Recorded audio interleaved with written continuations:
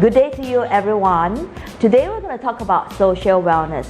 If you Google social wellness, you'll be able to find keywords like interaction, relationship. So it simply refers to relationship we have with one another and how we interact with one another.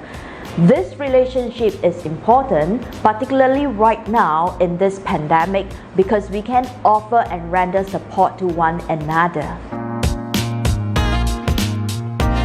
Social wellness involves a healthy and supportive relationship with genuine connection. Research has shown that you will live longer when you have a strong connection.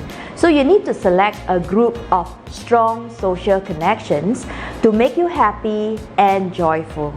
So if you can find one that you can fit in, congratulations. So stay there, enjoy yourself and build up your network, make as many friends as you can. There's a concern in this digital world that less and less people are coming out and more people are isolating themselves. So this is threatening in a way whereby there's no avenue for this group of people who are not able to release their stress and also not able to release their emotions. So let me bring you to some good social wellness tips. Number one, find an appropriate social connections.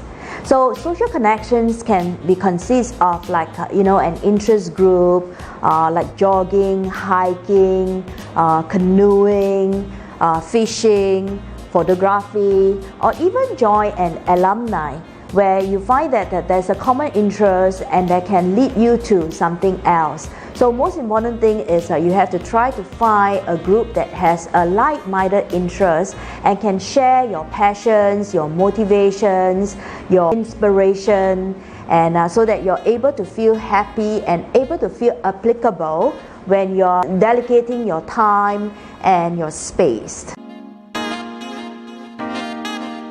If you have a network consists of an active lifestyle, you naturally reap a healthier cardiovascular functioning.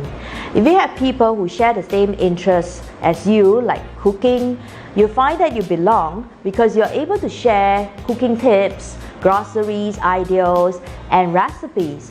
So you got to choose your network wisely.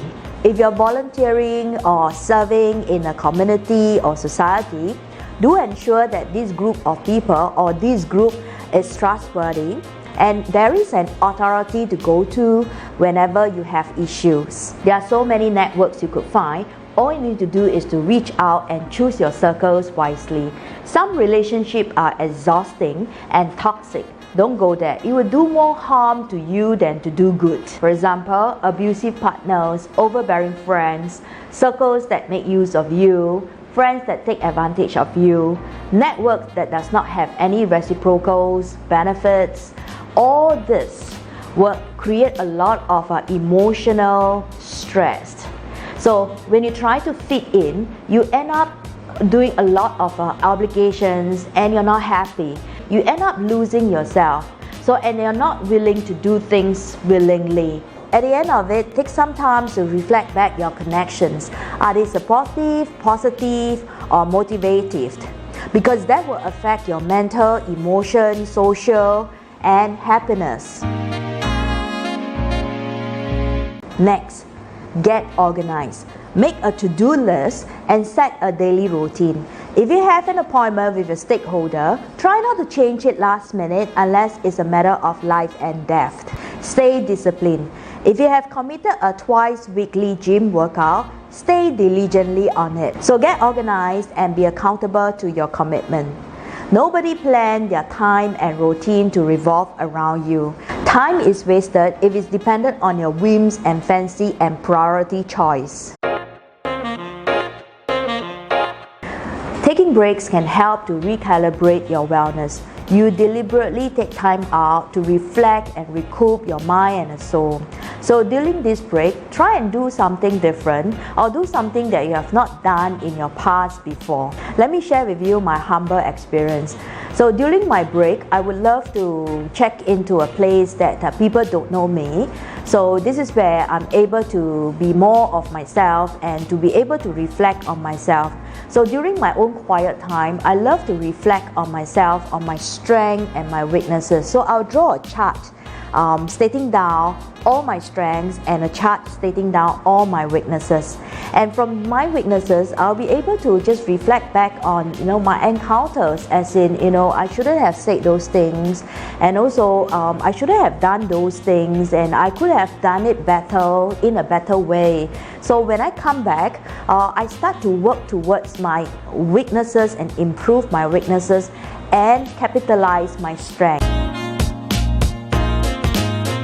So after knowing my weaknesses, I realized that I have to continue to learn new things and build new skills. So continuing learning is a way to breathe new things to your life. So learning helps to keep your mind engaged and knowledge active.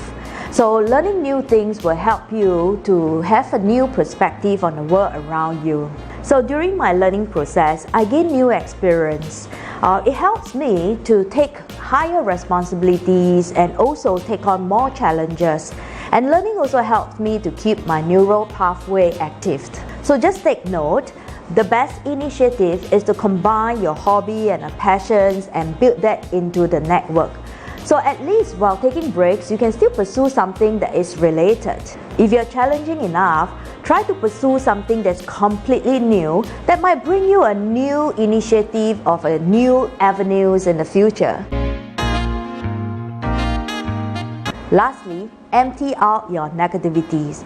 Negativity is very contagious. You have to constantly remind yourself, if there's one thing to be rebellious on, rebel against negativities. If you have no time, you have to make time.